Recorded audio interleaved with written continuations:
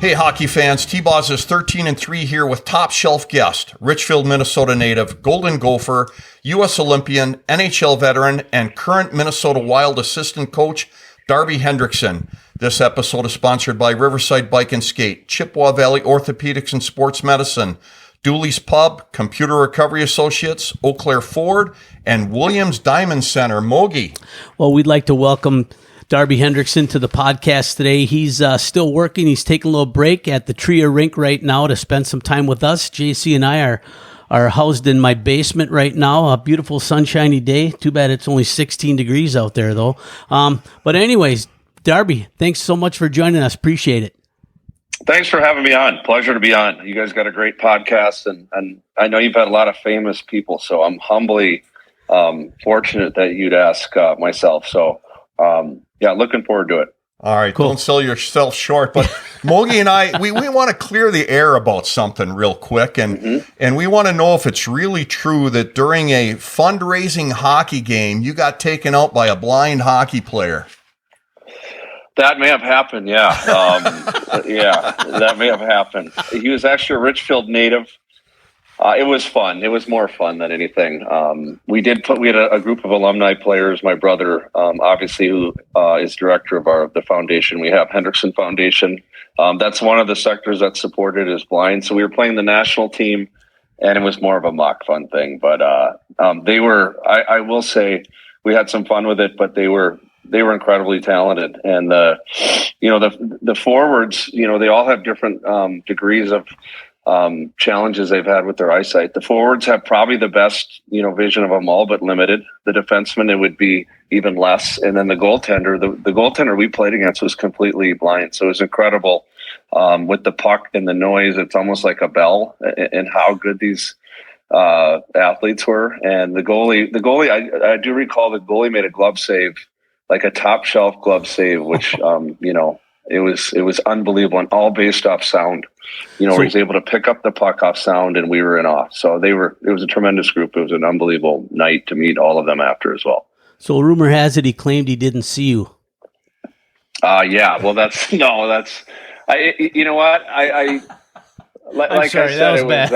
was, it was, they were so good. And all these guys, and I say this with all the different sectors of this, with the foundation we supported, it's amazing how good, these athletes are that have had challenges. And it's fun to meet the people that we played against. It's fun to follow them with the national team and see them do great. Well, it certainly is a noble thing that you and your brother have continued to do. And I know that all of the people who are involved in that organization are certainly proud of what you guys do and the efforts you put in. But let's talk a little bit about you and your background. When did you start playing hockey yourself? I mean, I was young. When you grow up in a household where your dad's a high school coach, and I think if he was in basketball or baseball, you probably would have followed that route. I did play all the sports growing up. But hockey was a love early, and I mentioned my brother, he was 2 years younger, so we were rink rats. We were at the park all the time with our neighborhood. I was recently talking to a friend I grew up with. Like every day we had a different game, but the center of it was always hockey. So if it was summer, we would play roller hockey, we'd play ball hockey. We always had a hockey game, but we played all the other sports too, which I think were helped you in hockey. And but we were competitive, and I think that part, was just in you early. And I don't think you ever, you had dreams of maybe making the NHL someday, but your biggest dream was to make the high school hockey team. And that's how, that's what I thought when I was growing up as a kid. I wanted to go play at Richfield High School where the band played. I loved when the band was at the games, and I looked up to those guys. And there were guys like Tom Ward now, who's at Shattuck, who was, kind of guys you'd watch growing up. There was a lot of good athletes. Richfield they had a lot of numbers in, so it wasn't easy to make that. It was something you had to earn. But that was my dream as a kid, and it all started at the park where you could imitate those guys and make plays and have fun. So you made the high school team, obviously, and you excelled. You got the Mr. Hockey Award your senior year, which is amazing, but you really ripped it up your junior year. You had just a tremendous year, and you were drafted by the Toronto Maple Leafs. You signed up. You were going to go play for your hometown Minnesota Gophers. So amazing year. How did you keep yourself focused and play into that senior year, knowing that there were going to be so many big changes for you the following year? Yeah, it's a good question. It was a neat time, and I think I was getting stronger then. I think, and I mentioned my brother. We had a good connection. We played our junior year, so it was fun. We were on the same line, and you had success. And I think at that time, your focus was to be really good at Richfield. And you, of course, now your dreams and goals became you want to be a Division I player for sure. And to go to the Gophers at that time, they pretty much, from what they thought, picked the players locally or throughout the state. It was a Minnesota-based team, so to me, it was a no-brainer. I wanted to go there. I watched those guys too. So things happened quick, but I don't know. I think a big part for me was learning the off-ice training part, getting stronger. There's a guy named Jack Blatherwick. We did a lot of training with him in the off season. He was around the University of Minnesota, so that commitment to your off-ice conditioning was a big thing. That helped a lot. And then, but I want to be good in, your senior year of high school with your team. You want to make the state tournament. You want to play with your brother. You want to have success. And we did make the tournament. We lost our first game of the tournament, but it was a fun year. And then with Toronto, there was a lot of guys when I went to the University of Minnesota that were drafted. So, you didn't know you had to keep developing. You had to see where that played out. In between it, I was fortunate to make the Olympic team 2 years after my college career started. And, but going into college for me, I got to play with an incredible amount of players. And it's, guys like Larry Olam, if you got open, the puck was on your tape on the power play. So it was just fun. We had a great year. We had guys like Craig Johnson, who was a roommate. We had Trent Klatt, Joe Diedzik, Doug Zamolak. There were so many good players. You wanted to fit in. But after the Olympics, I actually I was enrolled to go back to college. And I wasn't thinking turning pro at that time, but Toronto, it was the right fit, they felt. But I also, I got an opportunity to go to the American League at first, which to me was really good. And I was down there for about a month and they called me up, which was a shock. Like, I didn't expect that. They were in the playoffs. To make a long story short, I ended up playing my first game in the playoffs. It was against Chicago in the last game ever at the old Chicago Stadium. So that was really a neat thing. And then throughout your career, it's a grind, and beyond blessed to play in your home state. But I had some other stops too that were fun, and it's just thankful beyond thankfulness, and fortunate to still be in the game today.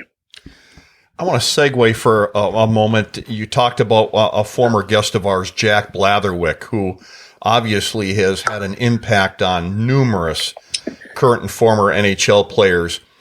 Do you recommend your players now, if you see something or some skill level in their skating ability, to take classes maybe from a Blatherwick or somebody like that? Yeah. And we have different people that work with our team. But Jack certainly has worked in the professional level and still, is on the ice with guys in the summer. So I think there's a lot of different people that do a really good job away from your team in those parts. And some might be strength training, some might be skills, some might be skating. But I know a lot of the players find that the people that can help them get better in the off season. You're always trying to improve. And there's a lot of good people. And it's trying to find that throughout your career of the right fits. But absolutely, I think if players feel they can work on things in the off season that can help them be better for the next year or in their career, absolutely. Guys are trying to get better. You always encourage that for sure. So way back in the day, Bill Goldsworthy and J.P. Parisi were having a conversation one time. The season was coming to a close, and I can't remember which one said it to which one, but he looked over at him and said, "Hey, maybe we should work out a little bit over the summer." And then they both started laughing, and I guess that never happened. So I know back in the day, training camp was to get in shape, right? You had 3 weeks, you're playing, and you get in shape, your game shape by the end of that. But now, what do you guys have, about a week, and you're already playing exhibition games, split squad games, and then boom, the regular season starts. When did that trend start? And obviously, I got to believe that you think that's the right thing to do now, staying in shape all year long. Yeah, I mean, I think when I came in the league, which was a long time ago, mid-90s, it was like that. Camp was quick. You had a few days to impress. You're right into the inter squad games, then into exhibition games. So there's a small window where you could come in, and obviously, depending on what team you were on, there might not be that many spots available. So you had to impress early. So your off season and your preparation and how you came in and your focus were vital. And even if you didn't make the team out of camp, you wanted to leave that impression that I'm a call-up guy. And then you have to go down and prove it there.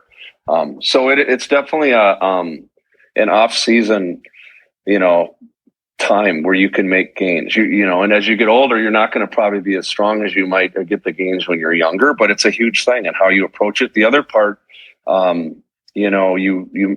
you want to stay with your sport. I would take some time off, like a month, but I was always shooting pucks or stick handling or doing something related to the game with training, even if you weren't on the ice. But I think guys are on the ice more now. They're not like doing just a normal practice. They're working more on skills. There's a lot more advancement in everything from nutrition to recovery to devices that tell you if you're recovered, to your heart rate, to you name it. So there's a lot of things that play into it. One of the challenges I feel is the season is so long for players. You need a little time to get away, but you kind of need active rest where you're doing things, and it could be non-hockey. But the other challenge is not overtraining. I think guys are motivated; they want to get stronger, but it's interesting. You see a lot of guys actually get injured in the weight room if they're not properly training or they're overworking a certain thing, and that to me is a danger too. In terms of, you want to get better for the year, but if all of a sudden, you're kind of, you're doing back and forth sprints, and this has happened to multiple players, or also they have an Achilles injury, trying to get better for their sport. That's a tricky one, because it's finding the right thing that works for you and your game. Could be your skating, could be your overall strength as a young player, but it's a delicate one, because you want to train hard, you want to train smart, and I think for guys who play a long time, it evolves where they find routines, they find their off-season commitment of the things that work for them, and I think that's the key. As a coach, are you instructing any of the players, or maybe there's something in their contract that during their break, during the NHL All-Star Game or in the summer, there's things that they're not allowed to do? Like, I would imagine you don't want them out in Colorado on a Ford Black Diamond downhill ski run. Yeah, right. But, right. Is there anything in the contract, or you guys say, you're not doing that? That is in their contract, those things. So I know from a personal playing experience, if you're not going to touch certain events, your career is too important. But we definitely sit down with our players during different points of the year, with our strength coach, with our staff, with our management, to identify areas that our players can get better. That's a huge thing that we see. Obviously, we have in-house people that work directly with our athletes, from our American League level to our National Hockey League level to our development coaches who are involved. I mean, there's a number of people that have influence and may guide them on a direction that they feel is best for them. I know we've had certain players who are young spend the whole summer here. One would be Marco Rossi last summer. He had missed a year 2 years ago going through his COVID. We felt it would be best if he was, here training, but it's also a decision the players have to make. You can't force your players in the off season to say you have to be here. There's different rules with the Players Association that don't allow that, but it has to come from within them where they want to be in that environment. So it has to be volunteered by them to do that. But I know he made a commitment. It's something he wanted to do. That wasn't forced on him, but there were big gains, and he scored 20 goals this year. But I think a lot of that started with his commitment in the off season. And it wasn't that he didn't train when he goes back to Austria. it's just that I think him being around other players that want to be around here in the summer and their day to day, and just the rhetoric of being with teammates and wanting to get better, I think that was a real gain. And the work he put in. I mean, it's people talk about it. The work and the commitment you put in is a huge one. But he also did it, like I say, in an intelligent way. Of the things he did and work done in the summer, and some were skating, some were strength. And there's gains that he'll have to continue, which all players do. But a lot of what he put in really paid off and has helped us this year. Yeah, no doubt about that. He's made a significant impact on that team. Like you said, 20 goals already. And I think if it wasn't for that young man named Bedard over in Chicago, I think he'd be more in the talk for the Calder. But hey, he might not win it. He's in the conversation. It's still a credit to him and what he did to get himself ready to go and play the pro game. Definitely. So, Darby, we're going to bounce around. We're going to talk about your professional career, your coaching, and I want to ask you about, being a kid. So you stuck with your hometown high school team through graduation, and many top players have other options and take advantage of them now, maybe that you didn't have that many options back when you were in that situation. What do you think about this? Kids sticking around and kids leaving. Yeah, well, I mean, I have mixed thoughts on that. And one, I'm very thankful where I grew up. Like I mentioned, I played with my brother. I had a great neighborhood group. We made the state tournament. It was almost a dream come true in that aspect. And our state of Minnesota is special. I also know that times have changed. It's just a different world of the options kids have. I had a son that played at the development program.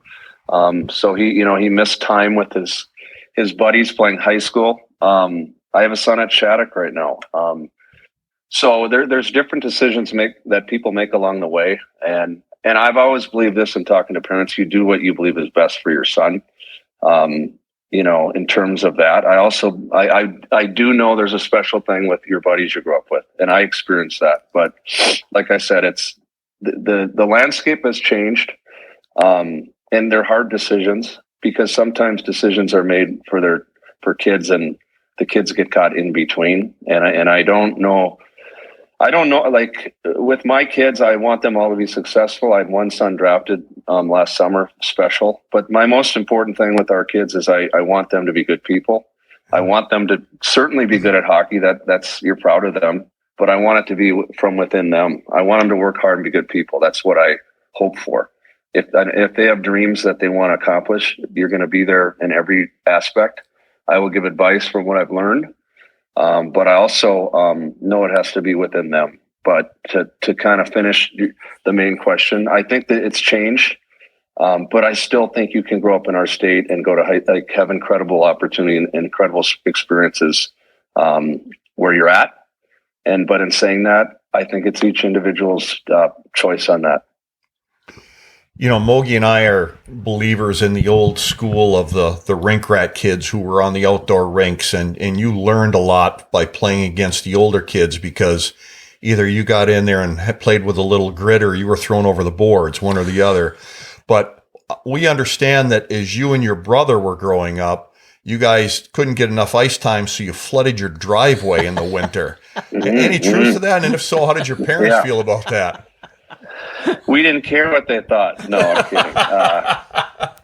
No, we just got creative. Like we didn't have one of those nice rinks at our backyard where we had to figure out how we had to get our game going. And we found a 8-gallon bucket probably in our basement and just started filling it and bring them out. And next thing, with our winters, it froze, and it started with a crease, so we could put the pads on and then shoot on each other. And then eventually we expanded it. We had a long driveway, and it all just came together. And I will tell you though, those are the fondest memories of growing up and playing, just enjoying the game. Everyone says fun. I don't know if fun's the word. I mean, the joy of the game when you're young, because you like hockey, and wherever the future goes, it'll play out. But it's in, you feel like it's in you, and you can't wait to get out there.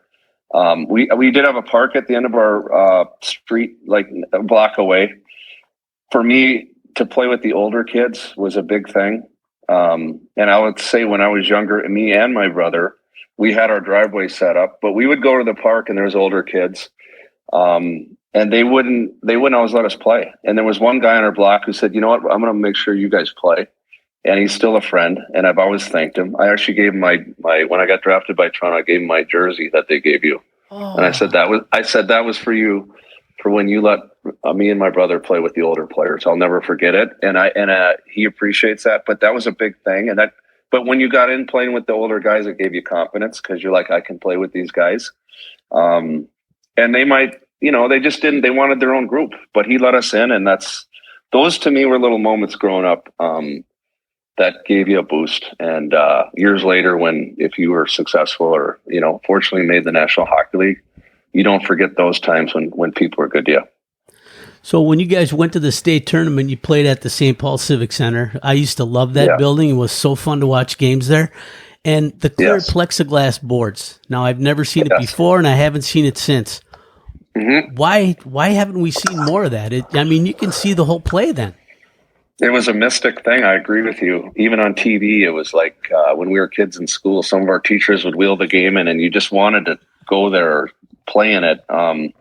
I don't know why obviously when, the Civic Center was taken down to build the Xcel Energy Center, they went back to the, whiteboards.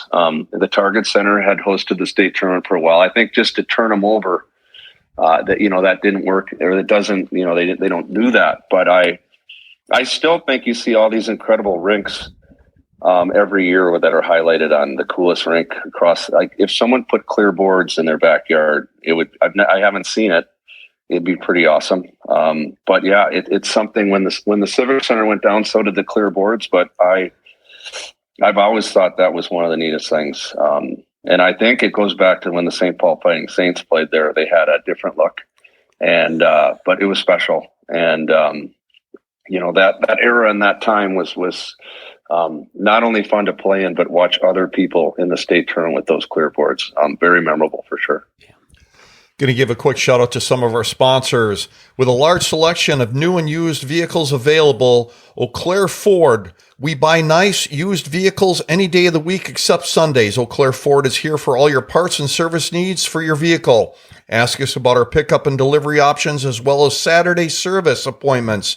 Visit us today in store or online at eauclaireford.com. And Chippewa Valley Orthopedics and Sports Medicine has been committed to the healthcare needs of patients in western Wisconsin since 1954. The orthopedic surgeons and athletic trainers serve many area schools in the Chippewa Valley. Their success and reputation as an outstanding orthopedic clinic can be attributed to the teamwork of friendly, knowledgeable physicians and staff. And Computer Recovery Associates, specializing in removing, monetizing, and recycling computer hardware from large data centers. Whether you are looking to relocate, repurpose, sell, or recycle, Computer Recovery Associates can help. Check them out at computerrecoveryassociates.com. Mogi. All right, I'm gonna let you catch your breath. That was quite a ad read there, buddy. So, Darby, you mentioned that you like to watch Neil Broughton and Scott Bugstad with the North Stars. Okay. Mm-hmm. I just talked to Scott Bugstad this week, and he's going to come on our podcast. We're going to meet with him in August, so we're really looking forward to that.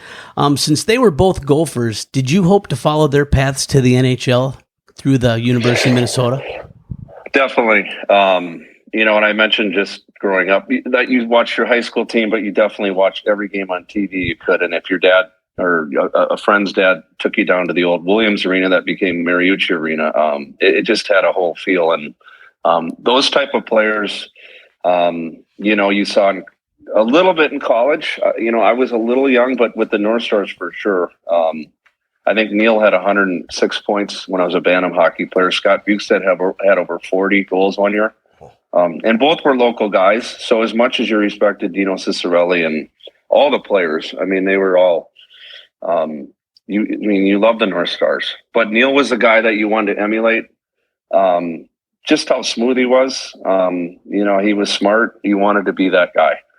Scott Bugstad had a part with he was just a great shooter. And I don't know. I think every game I went to as a kid, he scored. So they're guys you looked up to. And I think when the when the North Stars left, there was a big void in our state, for younger kids to look to they could still watch guys in the National Hockey League, but North Stars are guys, your local team. And we had a missing element. And I think when the Wild came back, it was a neat thing for me to be a part of it, but there was definitely a void. But those type of guys, and there was a lot of great North Stars, but it was fun to see those guys that were local do great.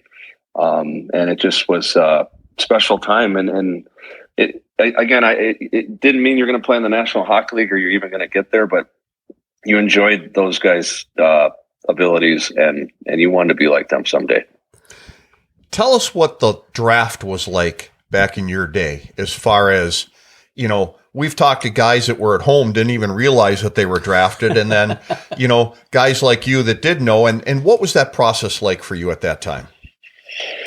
Yeah, I mean, back in that time, so that's 1990. So this is going back. But so I had my junior year of high school, and because at that time I had played 3 years of high school, I was draft eligible. And I didn't know where I'd fall in it.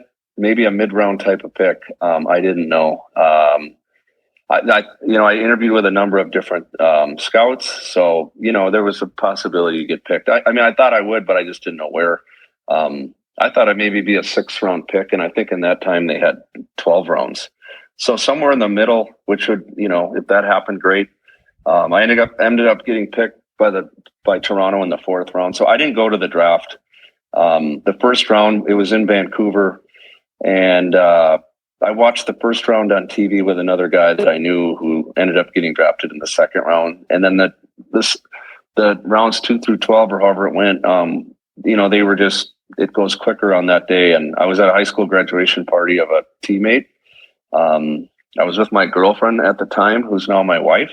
And, I got a call from my dad, and he just said, Toronto picked you. So I knew maybe at some point you'd get called, but it was fun because you're around a lot of friends, and then you stepped away for a few minutes. You didn't have the phones, the mobile phones and stuff then. So I think I had to get on a landline, talk to my dad, who called the party, and then talk to some of the Toronto management. And it was fun. It was exciting.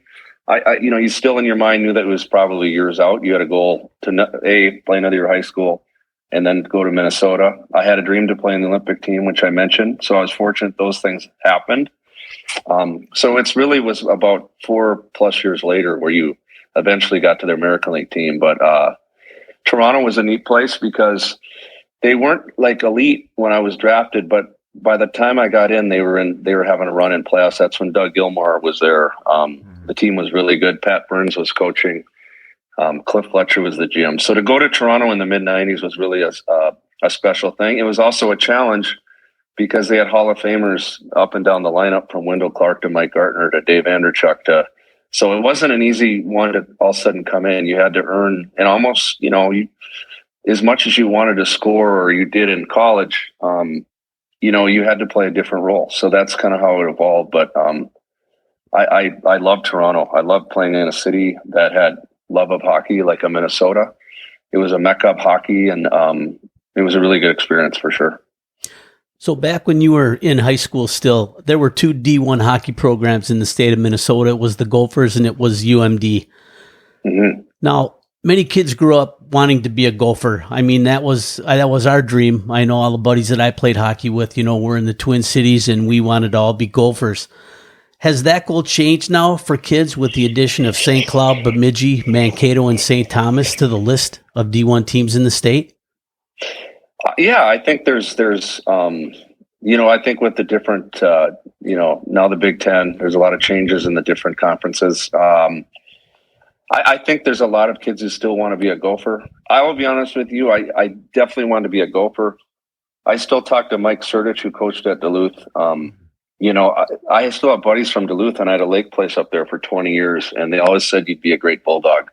And I'm like, well, yeah, but it wasn't going to happen.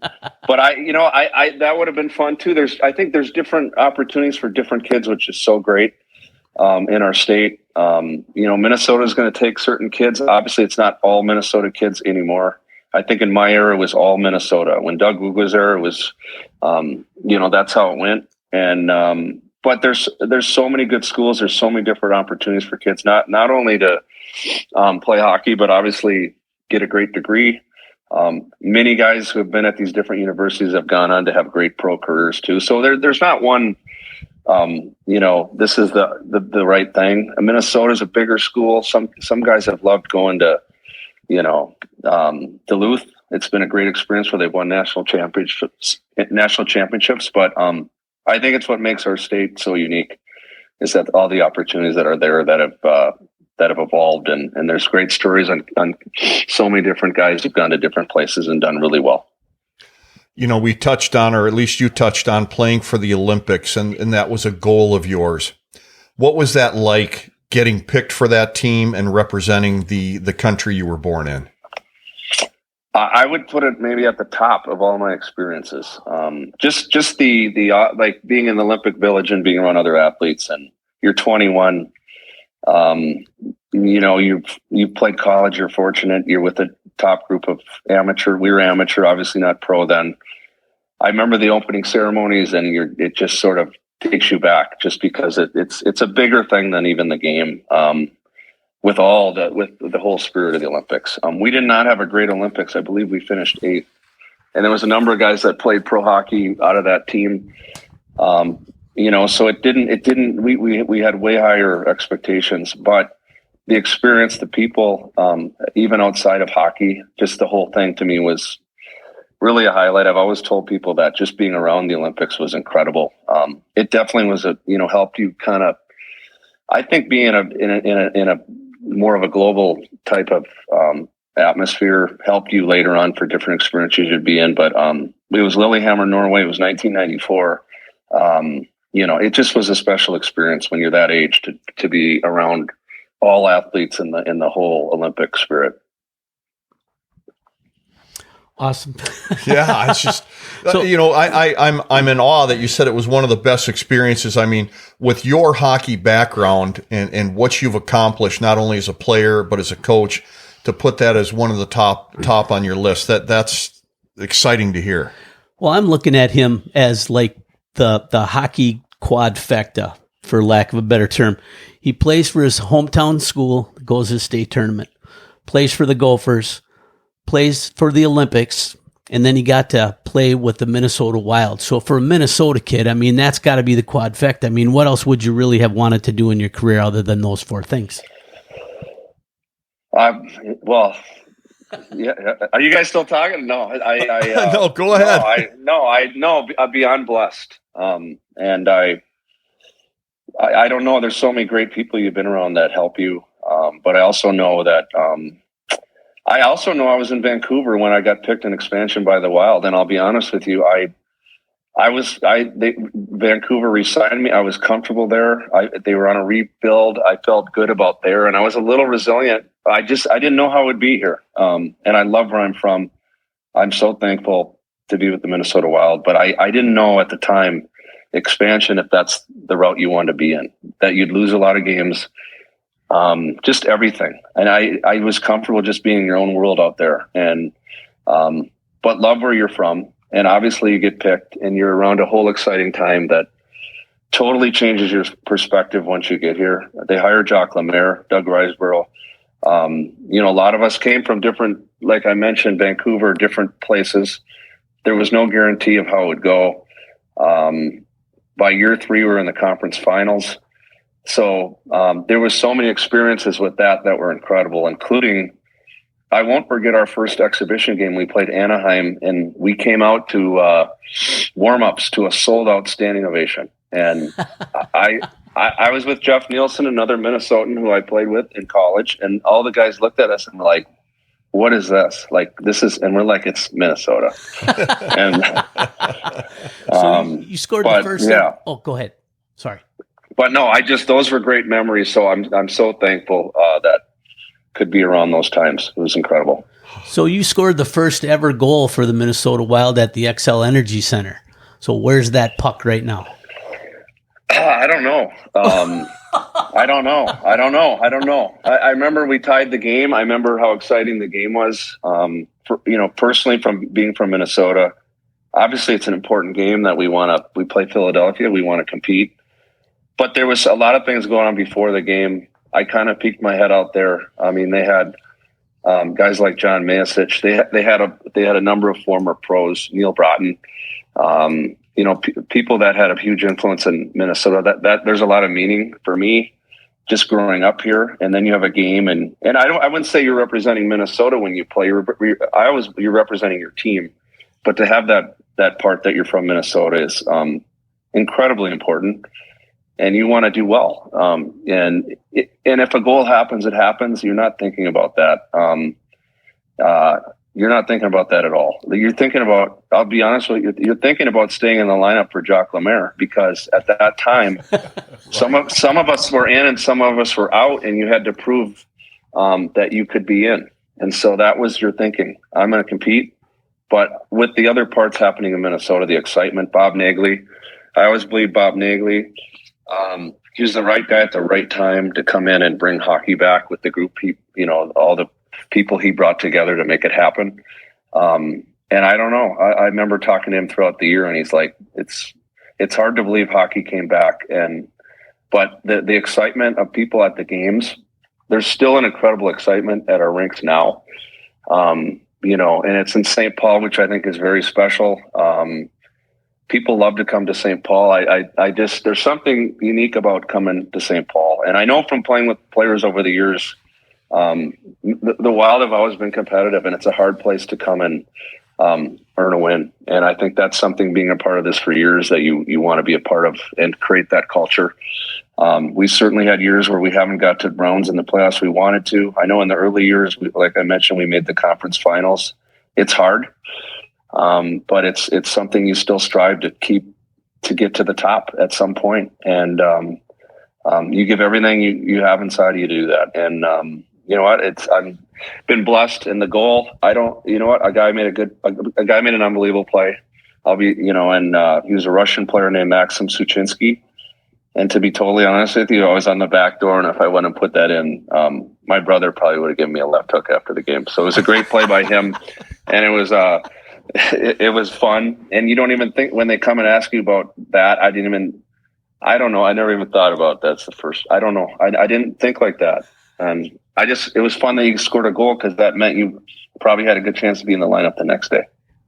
Oh, good way to put it. Yep. You did mention, you were in the expansion draft, but you made stops, Toronto, the Islanders, Canucks, Wild, Avalanche. I think we already know the answer to this one, but what was your favorite stop with all those teams? Yeah, the Wild. I mean, that was, I mentioned Toronto just because it was the experiences there playing on Hockey Night in Canada, all the rivalries they had there, the people, with there's so many elite players you played with that you learned from. But Minnesota, being at home, our first son was born the first year we played here in Minnesota. Our third year we're in the conference finals. Our team was so tight. Everyone said we weren't that talented. We just worked hard. We had a great coach. We all disagreed with that heavily. We thought we were talented too. And if you look at our roster of people that we had in that day, from Gabrick to Andrew Burnett, Jim Dowd, Philippe Kuba, Nick Schultz to Dwayne Rolson, I could go on and on and on. Many of those guys played over 1,000 games. So there was a real inner belief of our team about each other. And I'm missing so many people that I'm like Sergei Zoltak to Cliff Ronning. You could go on and on and on. We had an incredible group of people that were, no one cared who got the credit. We all had pride. I thought we were a kind of a version of the Twins when they won. We had talent, but we had, people would look at us as upper talent, but there was a team buy-in that was really huge. And, we didn't win it all, but it was an incredible run early on in the franchise. Andrew Burnett, Wes Walls, on and on. I mean, I could name our whole roster. And we had guys like Jason Marshall, who were signed as a free agent as a defenseman, who ended up playing forward, who would do whatever it took for the team. We had toughness. We had guys like Brad Brown and Matt Johnson. I mean, we had a group of unconditional, credible, just great teammates. So you mentioned one of your teammates, Sergei Zoltak. During the lockout in 04-05, you had a chance to join him over in Riga, Latvia. Tragically, Sergey died during a game there. So what kind of lasting impact has his loss had on you? Yeah, it's a hard, probably the hardest thing to ever go through in terms of going. I went to Riga over the lockout, and he had to ask me multiple times, you should come over here and play. We became very tight as friends, teammates when he was here. We didn't know what was going to happen with everything. And that whole year ended up being a full lockout gone, or a year gone. He knew the owner of a team where he grew up. We played, we had so much fun for a month. We were line mates, roommates. He got to see Minnesota where I grew up. I got to see where he grew up in Riga, Latvia. He passed away in a game. It was incredibly hard. I was with him. We had a 14-hour bus ride after the game. He had 2 children at the time, 14 and 4. His wife, everyone was devastated, and he was an icon in their community. When you'd walk around in the town, everyone would they'd want autographs. Like he's a famous person, but a humble, incredible human being who I still think of him every day. I have a great relationship with their family. His wife still lives in Minnesota. One of his sons and his other son lives out of state, but I loved him, and it's still hard. And so for their family as well. But I would never change for the world to go there and be with him. We have a son, and his middle name is Sergey. So he had a huge impact, and just an incredible, passionate guy about the game that, you wish you could still see him one more time. Absolutely. And obviously you're still in the game, and like you said, your memories are with him every day. So you're still in the game for him as well as yourself, the way it sounds. Absolutely. Yeah, no. It was interesting. The last game he played, we were watching this junior team play before us, and we'd love to talk hockey and different things. And he's like, watch this drill. Look at these guys. Look how they protect the puck, and how they don't just throw it away like you North Americans do. And I'm like, he's joking. And I'm like, oh yeah, well, watch this or watch that, or I can't remember what I said. I gave him a remark back, and he smiled and he said, you're going to coach someday. And I'm like, yeah, we'll see. Who knows? Like we're still in playing mode. No one knows for sure that. Some guys think they may, but it was kind of, it was interesting. He said that because he ended up passing away that night, and years later. And I didn't get into coaching right away. I actually did broadcasting. So that was, and I was doing some different things when I got out of the game. But when the opportunity came up to coach, that was Chuck Fletcher. It was a great opportunity here, but I also, I look back at that conversation I had with him, and he was right. So, he was, maybe he was telling me something at the time, but I also know he just was an unbelievable person to be around, and he, great family person, and a great player, but his passion for the game is something that you'd want to pass on to your kids and remind his kids of how special he was every time you're with them. Well, passing his name on to one of your sons is quite the tribute to him too, which says a lot about you, Darby. So that's pretty awesome. Okay, we're going to give a shout out to some sponsors. Riverside Bike and Skate is Eau Claire's hockey headquarters, which is the oldest hockey store in the state of Wisconsin. Buy hockey gear from the people that play and know the game. Don't forget about their bicycle sales and service, as well as your paddle sports center for kayaks and canoes. And Dooley's Pub. They've been Eau Claire's home for hockey and all sports fans since 2005. Dooley's Pub is a proud booster of the University of Wisconsin-Eau Claire and local high schools. Dooley's is located on historic Water Street, providing excellent food and service, and has all of your favorite sports televised at all times. And Williams Diamond Center is a fun and friendly place for your next sparkling signature piece. Whether you're looking for a custom design engagement ring, an anniversary gift, or a self-purchase to celebrate yourself, Williams has price points for every story and budget. Buyers and sellers of estate jewelry, coins, and more. Visit Williams Diamond Center, Eau Claire. Darby, we've talked a lot about your career, your hockey playing, and growing up in Minnesota, but for our listeners now, is an assistant coach with the Minnesota Wild. Give us some insight into a daily routine on an off day for an assistant coach. So our off days, we've like we don't have a lot of practice time when our season really goes. We've had a few days off our past couple where we can actually have some good practices. We're in early with our staff, and I would say we're, in the 7:00 hour just to kind of get set up for a 10:30, 11 o'clock practice, just what we want to do with video, what we want to do with individual video, what we want to specifically work on in practice. So on a day like today, from we'd say our last game that we played, each one of us as an assistant coach would have a period that we would be in charge of from that game. We would go through each of our notes, the things we clipped in that game with our head coach. He would watch and have all his as well. We would kind of combine all of our clips, have our video meeting today. And then from there, we would have practice. And then after practice, we'd look at different lineup decisions we have to make based on health, guys who are in, guys who are out. But a lot of it now after post-practice is you're getting ready for your next opponent. So you're trying to compile your video for pre-scouts, specialty teams. It usually like that's kind of a normal day. You might get out by late afternoon after practice, that type of thing. But it evolves every day with the schedule. And I think pro hockey, it's almost once it starts in training camp, you do have some days you can work on practice on the ice, but a lot of it is recovery because as in college where you have the week to recover, train off ice, it's all maintenance, it's all recovery. But a lot of the teaching you do is on video. But a lot of the video, you don't want to have overextended periods of video because guys aren't tuned in. So you're trying to find the necessary parts of the game to tighten it up. You're trying to find the parts of you're trying to find a lot of video also that's of your players that they watch. If you're always showing the opponent, it kind of goes one ear and out the next. Our meetings are trying to make them short and compact, but to the point.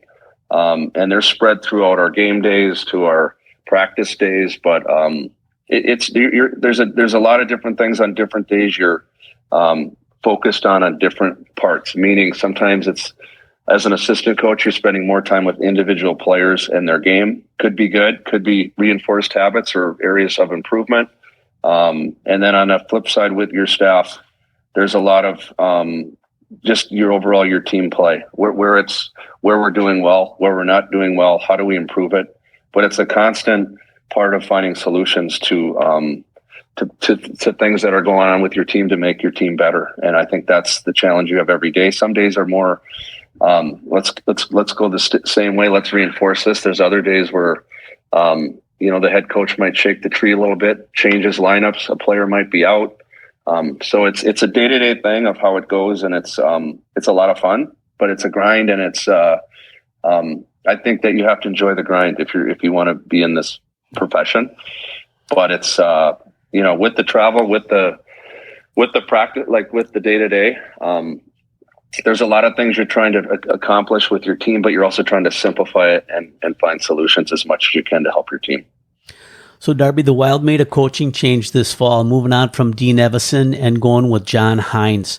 So, first of all, were you surprised that you were retained as an assistant? And secondly, what are the two major differences between the coaches? Yeah, I would say you never know what's going to happen in those situations. Your focus every day is to help your team and be the best you can be in your role to help your team get results. That's bottom line. And in our world, we know those things change quickly. I had a really good relationship with Dean Evison, tremendous respect, was with him for multiple years, and there was a lot of success he had leading our group, in regular season. Obviously, we weren't able to get through the first round against two good opponents in St. Louis and Dallas. So respect to Dean. I learned a lot from him. With John, another bright hockey man. Both are very detailed in terms of their systems. I think with every coach, there's different personalities. I think with John coming in with a new group, he's learning the group. He's very strong in his beliefs of how the game should be played, as is Dean. But I've learned a lot from both. And I think that's the thing of, the situation you're in. And it's, it's things change. I think it was game 20 when decisions were made here on change. I know the one thing and I know that's hard on Dean, Bob Woods, our assistant, difficult people that, again, you respect a lot. And I know when coming in, John Hines came in and he asked, can you help me? And I remember he said that his first day. He didn't know us. We didn't know him. He asked what your roles are. And he said, let's just continue how you guys have done it. Obviously, as as it evolves, he's going to have his fingerprint on it.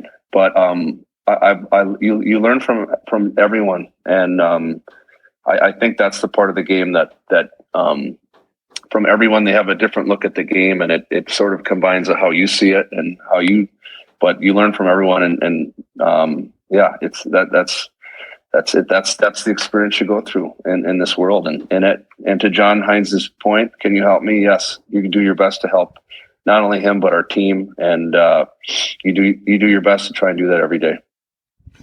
Wow. Let's look at the players for a second. Obviously, you look on the ice and you see number 97 out there. Carell looks like he's got the silkiest hands. Who's quickest on their feet? Who's the one that gets to the corner the quickest? Oh, quickest on their feet. Carell he's great puck possession. Like Marcus Johansson will be quick on his feet, like has that natural quickness. I'm thinking of Jonas Brodin probably would stick out the most. Him and Faber so mobile. Like Jonas Brodin as a defenseman, one of his strengths is gapping up. He's not going to physically outman his opponents, but his feet speed against a Connor McDavid or a Nathan McKinnon is incredible. He's able to match as fast as those guys are. Gaps and those type of things in our game that are so difficult. But I would probably put him up there on the top. Brodin. So I want to talk a little bit about your goalie, Marc-Andre Fleury, one of the all-time characters of the game. Is he the biggest prankster you've ever been around, and has he ever pulled any pranks on the coaches? No, he's been pretty good with us. He wants the crease. I think that's why people love him, though, because he has fun with those things. And I know the game, we all have to be serious, and yes, success is important. We all know it, but I think he brings a little light in terms of, yes, he's confident. He's a veteran. He's going to be in the Hall of Fame. He's won Stanley Cups, but he does that as it's almost saying he likes you as a teammate when he does that. But yes, you have to be aware. Yes, he's always got something up his sleeve, but I think that's allowed him to, I say, have joy to the game or enjoy it like that he's done his whole career. And it's, he stirs it up a little bit for sure. But his work ethic, I will say, at almost getting to age 40, every day, it's amazing to watch on a daily thing. Just his passion for the game. And yeah, he's if a night didn't quite go his way, his ability to build his game back and get back on what he needs to do. And the hard, he's good at the hard because it's not always glamorous every day. And he's reached incredible milestones and championships, but he loves the grind. And I think that's when you look at a lot of players, not just him, the guys that embrace the grind or the hard are able to handle it. And it could be, knock on wood, guys get injured, could be, they're going through a slump. They're able to work through it and then they get stronger. And I think that separates a lot of people. And he would be one that, it's never something you have mastered, but he's willing and loves that part, which makes him better, is going through the harder times. But he also likes to have fun and do pranks. And I think that's a healthy balance where the game is fun. And there are parts of the game where you can't just you got to enjoy it. And he brings that out big time. Any pranks that you're allowed to share that he pulls on a teammate or two? Well, I mean, we're in our coaches area, so I don't even see them all. And he's definitely, I think last year put a cake in someone's face and those things and cuts guys' shoelaces and, skate laces. And I don't know if he's cut sticks and stuff. I don't know if he goes that far, but I think he's got a lot of things we don't even know about. You might have to get him on and ask him. Because he probably has done a lot where he plays a game with it and they don't know it's him for sure because he gets someone else. But he's got that smile on his face and he's up to something a lot. Yeah. You had a tough situation midway through the season. You guys lost your captain. in the locker room, who's kind of stepped up as the role model and the guy to look up to get the team motivated when it's time to go out on the ice? Yeah, we have different there. I mean, obviously the Marcus Foligno, Kirill, we're a letter. You think of guys like Eck, who plays so hard every day, unconditional. He may not be the most vocal. Matt Zuccarello, been around a long time, vocal. There's a number of guys, Zach Bogosian, who's here, won a Stanley Cup. I think it's different guys by committee. And I just think of Eck, a guy like Eck, who's been out of our lineup the past, couple weeks. He's just that guy you count on every night, and maybe not the vocal guy, but the unconditional guy that, when a guy like that is out, he's a guy you call up first. Every power play is first out, every penalty kill he's first out, every special situation he's first out. So he's a guy that you count on every night. Jared Spurgeon, dearly missed. Like he's our captain. So that's been a hard one for us, not having him all year. Jared Spurgeon makes the hard look easy when he's on his game, which is not easy, especially as a defenseman. And, we see him around here now. He's gone through his surgeries, and we pull for him that he can come back and be at a level that we know he can be at. But a lot of people here, and again, a lot of times we're not in the room all the time to hear everything players are saying, but we need those people right now to be positive leaders. And I think that's the biggest thing, positive, positive people on your team. The second you start getting negative, or guys, when it's not going well, it pulls the wrong way. We have a lot of positive people, and we need that big time. So, Darby, we all know that coaching and hockey is a very emotional game, and your emotions can change with the snap of a finger. We saw an issue with John Tortorella a couple weeks ago where he got kicked out of the game and he refused to leave. You don't seem to have those kind of fiery personalities on your coaching staff, but do you guys talk as a group and say, hey, if you ever see me, getting close to the edge, somebody's got to pull me back before I do or say something stupid? Yeah, no, for sure. I mean, there's a lot of emotions that go behind the scenes that aren't always shown on, on the big screen. But I know that's your job as an assistant, to get a read on your head. You're always trying to guide or give your advice. I mean, there's a lot of situations that arise in a game where it could be you didn't like a call, and you got to give reminders. And I think we have talked about that as a staff. We all get competitive. And you have competitive in you. That's why you're here. But you got to watch it too. You got to channel it correctly. It's never easy. And I said positive. You got to be positive. It's easy to get cynical, and when things aren't working, or get negative and talk about what people can't do. I think you have to always focus on what people can do. Within reason. Not everyone's going to be an all-star, but you have to try and get the best out of people. You have to find ways to, put people in the right positions and build them up. It's easy to, drag people down or say you can't. Building people up is a huge part of an assistant's job. So are the emotions that you mentioned, of channeling those. I find a lot of times after a game, when it didn't go your way, there's a ton of emotions. You break it down, sometimes too long. I find the next day when you come in and have a cup of coffee and you kind of reset, you have a different view. You can kind of look at it a different perspective. You can talk about it, but then you watch it on the tape a little bit. Things don't seem as bad. You focus on the positive. I think that's one thing we've learned, or I've learned in coaching, or a lot of staff I've been around, is that let's get away from it tonight and refocus on it tomorrow, and come in clear and go to work to try and get better.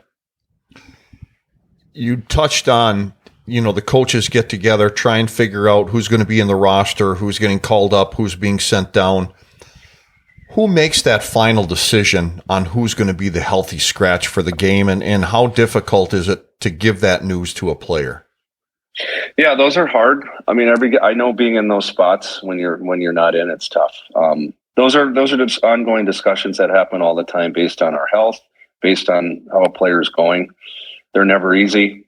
The group would discuss those definitely. But at the end of the day, different, like they're hard. I mean, the head coach has to make the final call, but I know from the coaches I've been around, everyone weighs in. But no matter what, whether someone's in or whether they're out, it's a group decision, whether you agreed or not. And you also go to work with that player and you help them get ready to come back. And I think, again, in your role as an assistant, your role is to help them. Your role is to communicate with them. If needs to be shown on parts of their game that need to improve, you do that. But most importantly, if you're out one game, you may be the most valuable piece the next game in some way. So you're always constantly trying to keep a finger on that with the frustration, the emotions when a guy's out, to keep them ready and know you're with them, even when there's frustration. It's a vital component of our game to communicate and work with those players. So listening to you today, Darby, you're so passionate, you're so thoughtful and knowledgeable and caring, and have done just an outstanding job as an assistant with the Wild. Do you have any aspirations of eventually being an NHL head coach? Some days, yes. Some days, no. Okay. Yeah. I've been fortunate to be in my role. My family's been grown up in Minnesota. I love here. I've also believed you stay in your lane. I didn't get into coaching and say I got to be a head coach. I've learned from every coach I've been around. I mentioned that part, learning. I think if that evolves, it evolves. There were some different times in the career to look at different opportunities to maybe be ahead and go to the American League. And I didn't feel that was the right call to pursue that at a different time. Your family component's always been important to me. And I felt I've enjoyed the assistant role. I mean, if it evolves or that were to come down the pike and a situation happens, we'll see. But I'm enjoying where I'm at, and we'll see. The future will happen. But I've learned a lot, and I've learned a lot from really good coaches. I will say that, including my dad. He was a high school, but a lot of the concepts I learned from him are there. I've learned in different ways from head coaches I've been with the National Hockey League to college, and so I think that'll play out the way it's meant to. So you mentioned the family part. Excuse me, JC. Your son Beckett has been with a development program in Michigan for the past couple of years, but coming up this fall, he's going to be donning the maroon and gold. And you're probably going to get to see him play a little bit more often. How excited are you for that? I'm pumped for him. And, I would just say going into that, I was fortunate I played there, but if he had a different vision of where he wanted to go, that's his call. I want him to make his, I'm going to give influence for sure, but I want him to be passionate about where he's going, and he is passionate to go there. I wish I could watch their team, the Gopher hockey team, play more, even though we're local. Our game, we have so many games and I don't get to see them a lot. And I think with him, it'll be an opportunity to watch more. I'm excited for him. I know he's going to go to summer school this summer and start, with that and training there. It'll be an exciting time to not only be a dad, but a fan. And it'll be very special. I can only imagine, boy. That's gotta be pumped exciting for you as well. As Mogi and I go to watch the Minnesota Wild, you mentioned quite a few phenomenal players on your team, but somebody that I like to watch when I come is Faber. Has he been everything that you guys had imagined when you were able to pick him up, and do you see him even getting better? Yes, he's been great. Yes, and yes. Okay. Well, and again, I'll be honest with you. I did not. I mean, I knew Brock Faber. I know he played. He's from Minnesota. I know he played at Minnesota. We didn't get to see the Gophers play a lot, so I didn't. He was in some World Junior. You got to see a glimpse here, a glimpse there. He was in the Kevin Fiala trade. He's a second round pick to the Kings, and definitely potentially be a good prospect. But I think since he's came in from day one, how he's handled things, he's right down the road. He's at the Minneapolis campus playing for the Gophers, hoping to win a national championship, possibly knowing he's going to sign with us at the end of the year. There's a lot of attention. he's just been a phenomenal player in person. He came in early on and impressed. He played in the playoffs, impressed. He came in this year, impressed. And obviously you mentioned our captain, Jared Spurgeon, being out. We've had, Jonas Brodin has been out at different times. He's been able to come in and play north of 30 minutes some nights. Incredible feet, head for the game. He didn't play a lot of power play in college. He's played power play for us. He plays against top players. He's an unbelievable skater. Just a phenomenal. Obviously in that trade to get a player like him that's going to play a long time.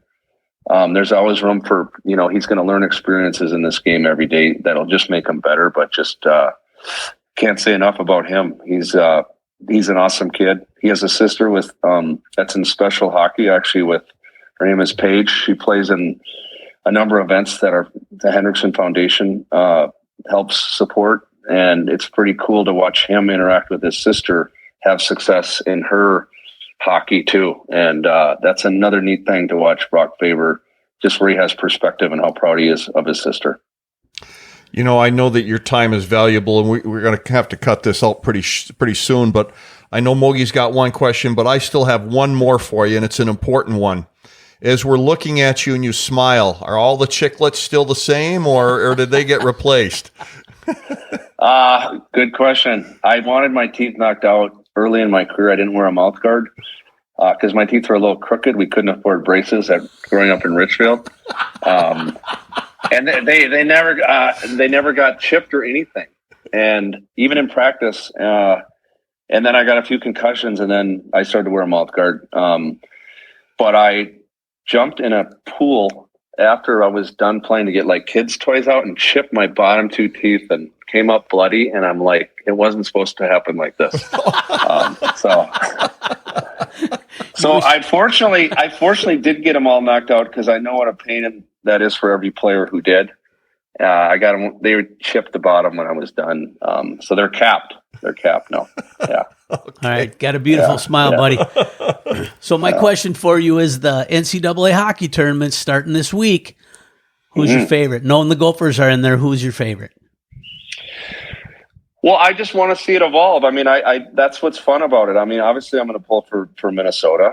My son's going there. I like Bob Motzkow. I pulled for them. I hope last year they would have won it. It'll be fun to see. I mean, obviously just getting there is its challenge. These single games, you don't know. Boston College, there's 3 kids that play on the line there that play with my son. They all got drafted high. I'm curious how they will do.